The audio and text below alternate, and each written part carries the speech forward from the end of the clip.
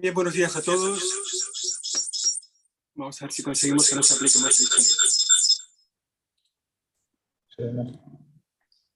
Bien, buenos días a todos. Ahora sí, vamos a dar comienzo a esta rueda de prensa.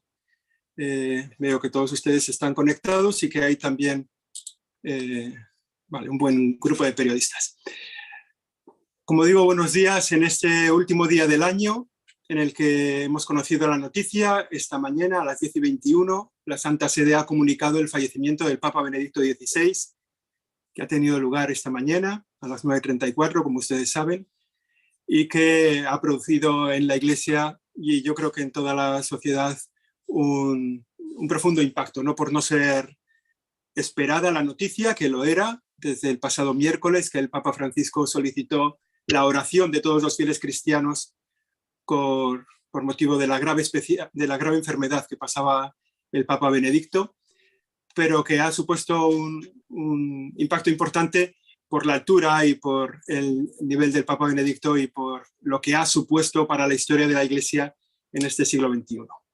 Para dar cuenta de esta rueda de prensa y para responder a las preguntas que ustedes tengan a bien hacer, está con nosotros, como es habitual, el secretario general de la Conferencia Episcopal Española, don Francisco César García Magán.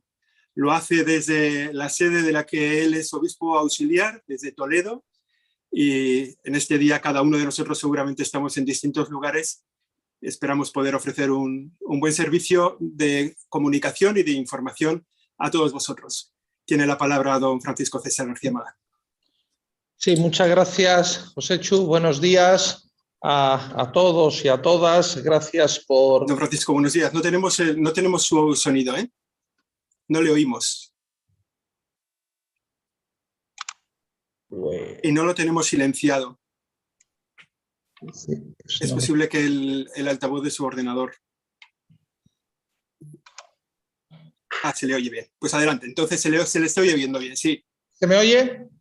Sí, sí. Bueno, pues digo que buenos días a todos y a todas y muchas gracias por estar aquí presentes en este día pues tan especial por el calendario y el esfuerzo que significa para ustedes. En primer lugar, yo creo que son las actitudes que brotan de todo corazón, de todo espíritu, de los creyentes, de los miembros de la Iglesia, pastores fieles, pero también de muchas personas. Y es, por una parte, el sentimiento pues, de dolor por la pérdida humana de una persona, de un personaje que trasciende, como todo papa, los límites de lo que es simplemente el ámbito eclesial, pues para tener una relevancia y un protagonismo de carácter social e incluso internacional. Y por otra parte, desde la fe cristiana, la fe que ilumina todos los momentos existenciales de la persona humana y especialmente el momento de la muerte, pues la esperanza y la gratitud. Esperanza de que el Señor haya acogido al Papa Emérito Benedicto XVI en su seno y la gratitud pues por su figura, por su ministerio, por su magisterio. El Papa Benedicto XVI se inscribe en esa estela de grandes pontífices del siglo XX y del siglo XXI que han significado uno de los momentos más altos de la historia de la Iglesia, de la historia del pontificado, con varios papas santos que ya tenemos, beatos, pues desde finales del XIX hasta el actual siglo XXI.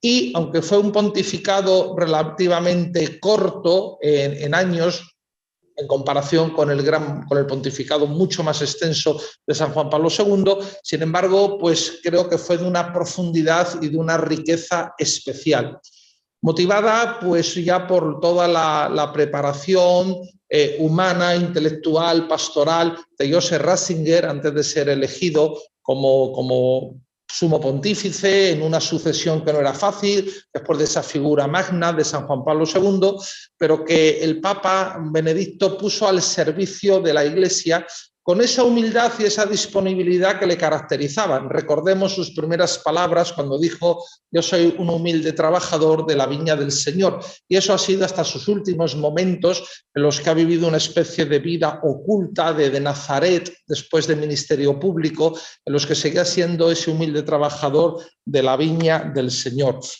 Y esa intensidad del pontificado pues estaba muy presente en su quehacer y en su magisterio.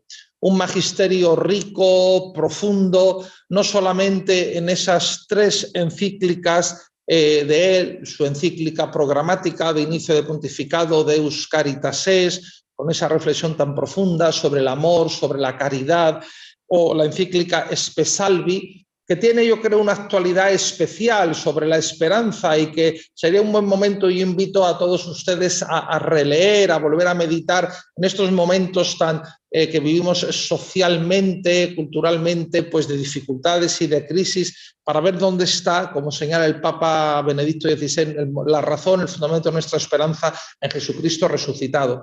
Y luego, no menos importante, una encíclica que viene a sumarse al rico corpus de la doctrina social de la Iglesia, Caritas in Veritate, la caridad en la verdad, donde él habla de ese desarrollo humano integral, donde se coloca en línea con Populorum Progressio, y donde además hace unas reflexiones y unas profundizaciones muy interesantes entre la relación de justicia y caridad.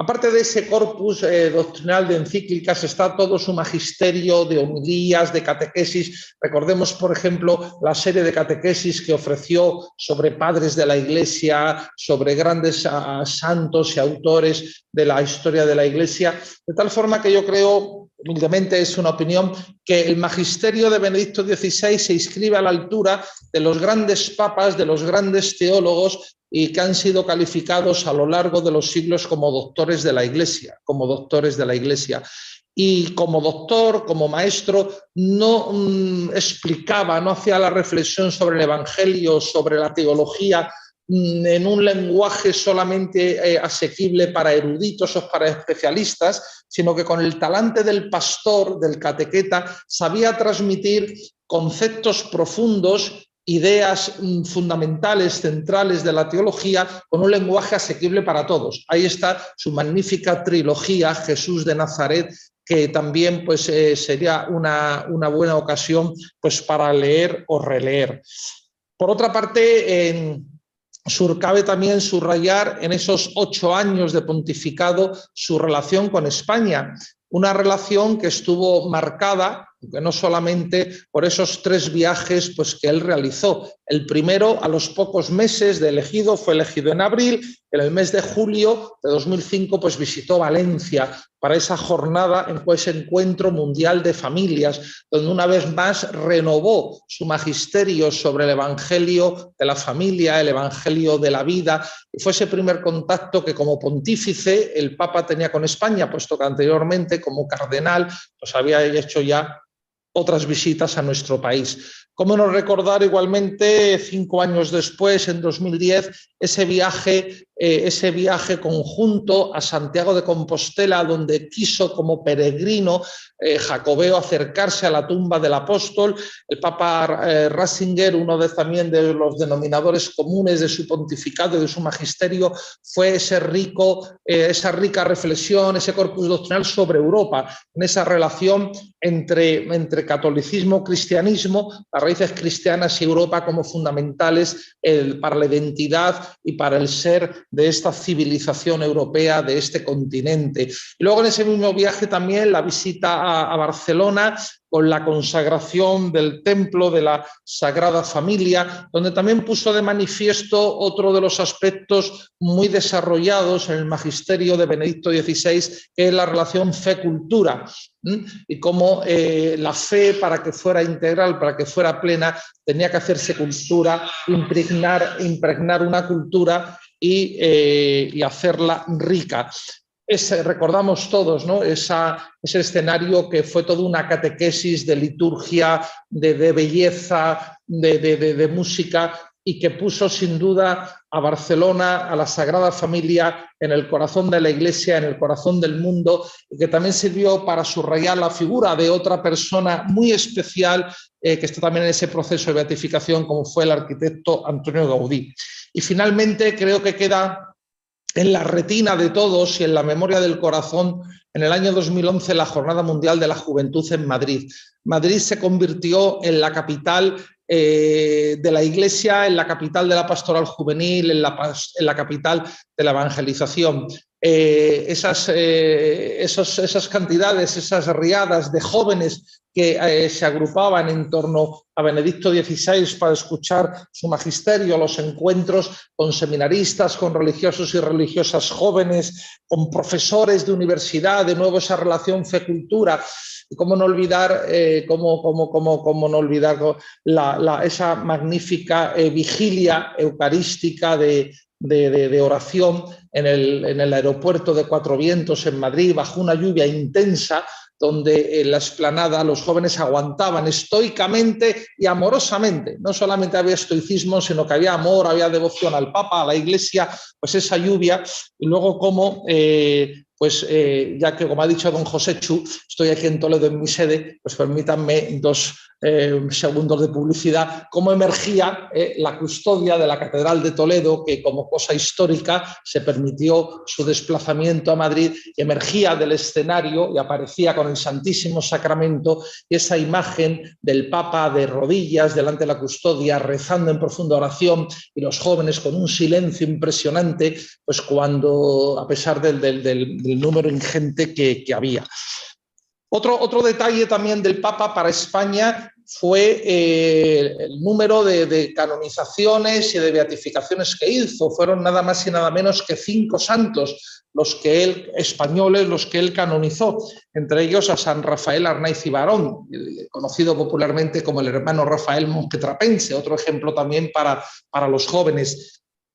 Y en las beatificaciones cabe señalar ese casi medio millar de beatos que él, aunque no presidió la beatificación, pero la decretó, de casi medio millar de beatos mártires, de los mártires españoles pues del siglo XX, demostrando y subrayando, yo creo, siempre esa dimensión misionera, evangelizadora, testimonial pues de las iglesias de España.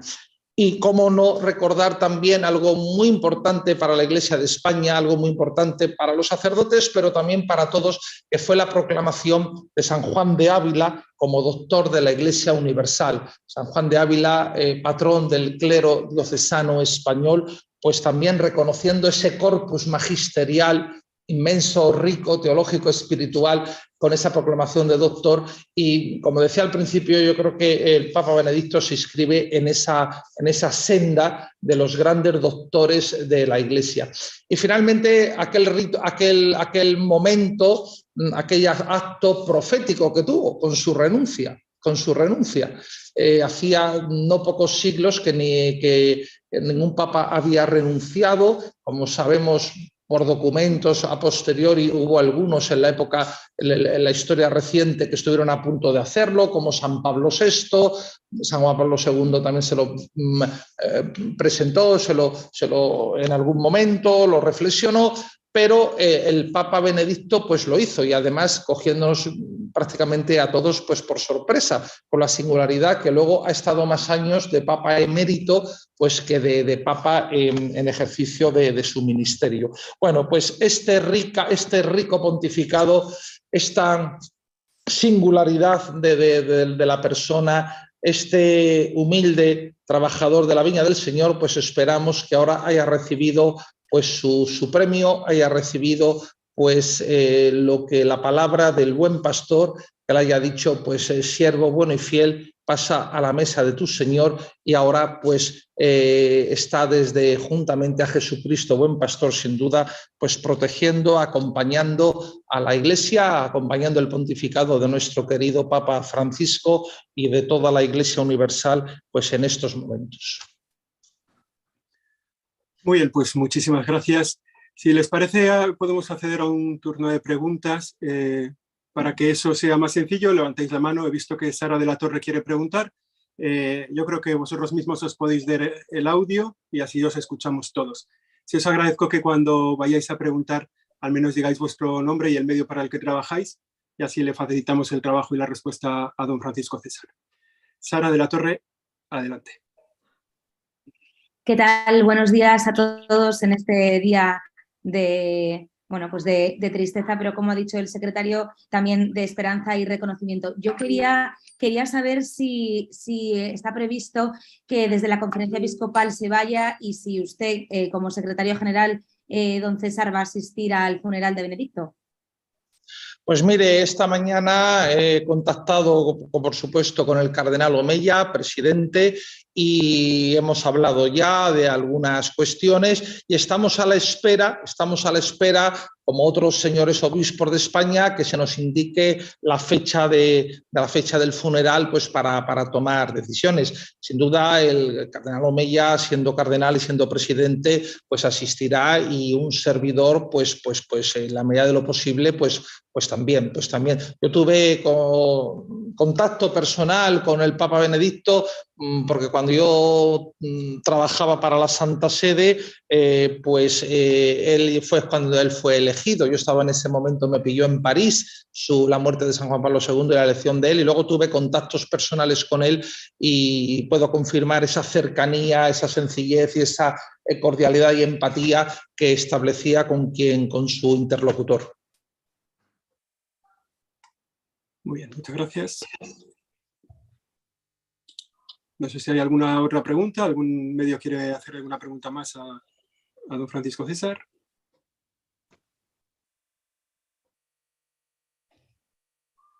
Muy bien, pues entonces si tienen ustedes ya la información precisa, nosotros seguiremos enviando información. También enviaremos para los medios audiovisuales, enviaremos un WeTransfer con esta rueda de prensa en formato que puedan ustedes emitir, y si estamos a su disposición para cualquier necesidad que tengan ustedes en estos días de información, seguiremos informando.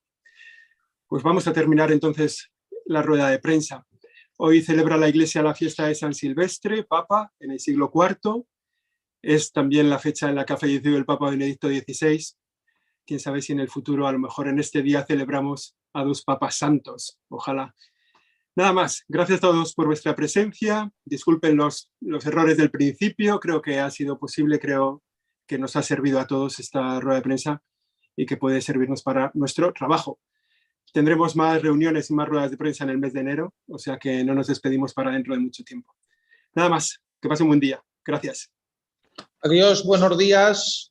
Y bueno, también dentro de esta circunstancia les deseo a todos, aprovecho para desearles a todos ustedes pues un feliz año 2023 y lleno de las bendiciones del Señor para ustedes, para sus familias y también pues para todas nuestras iglesias y para toda la sociedad española. Gracias, buenos días. Una pregunta, es que, perdón, que no podía activar el audio, soy Laura de Europa Press. Ah, ok. ¿Puedo preguntar? ¿Me da tiempo? Sí. Hostia, tío. Bueno, el funeral, se ha hablado ya le han preguntado por el funeral, que será el día 5, según las últimas informaciones. También quería preguntarle, ha insistido don César en que está en la senda de los doctores de la Iglesia, ¿no? Entonces, supongo que espera que se le... Que sea santo, ¿no? Y que sea un doctor en la Iglesia. No sé si querría profundizar un poquito más en esta idea que ha lanzado. Gracias. Sí, doña Laura, gracias. Bueno, como ha dicho don Josechu, pues siempre me da apuro decirle don Josechu cuando comparezco ante ustedes, pero es que no sé qué, si a lo mejor le digo don José y no le conocen ustedes, pero bueno, dejémoslo así. Pues, como ha dicho él, ese juicio definitivo lo tiene la Iglesia, porque como dice usted, el título de doctor, como bien ha dicho, va unido a un reconocimiento de santidad. Es a algunos santos que se les da ese título. Eso corresponde a la Iglesia. Bueno, yo he dicho pues ese deseo, ¿no? Y bueno, eso es la Iglesia la que tiene que decidirlo, ¿no? Pero ciertamente, al margen del tema de la santidad, yo me refiero a ese tema del doctorado en un sentido amplio, es decir, que es equiparable, yo creo, el magisterio del Papa Benedicto y de Joseph Ratzinger, cogiendo toda su producción teológica, pues a los grandes teólogos, de la historia de la Iglesia. Recordemos que él en el Concilio Vaticano II no era obispo, pero fue perito conciliar y fue uno de los grandes teólogos, juntamente con otras figuras culmen de la teología, pues como Congar, como Danielou, como Delibac, como Rahner, que tuvieron una participación, una influencia pues muy directa y muy positiva en documentos fundamentales del concilio.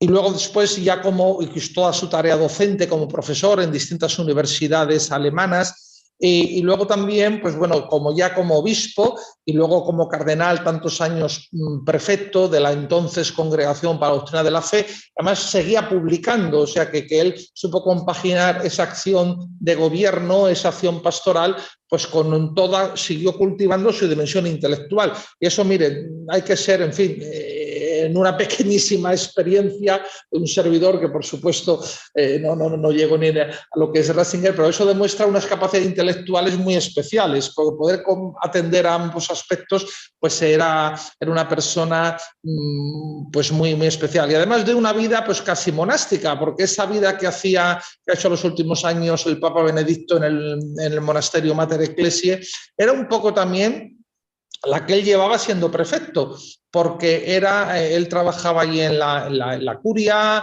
doctrina de la fe, pero era un hombre que luego se dedicaba a su estudio, a su meditación, a escribir, es decir, que tenía un poco ese estilo, así podemos calificar de monástico, cuasi monástico en su día a día. Muy bien, pues, no sé si hay alguna pregunta más. O damos por terminada entonces esta rueda de prensa. Nos seguiremos reuniendo y nos seguiremos viendo, supongo que de una forma un poco más sencilla que la de este día un poco complicado para todos. Gracias por vuestra presencia, que hagáis un buen cambio de año y nos seguimos encontrando en la Conferencia Episcopal. Buenos días. Muchas gracias. Gracias, buenos días.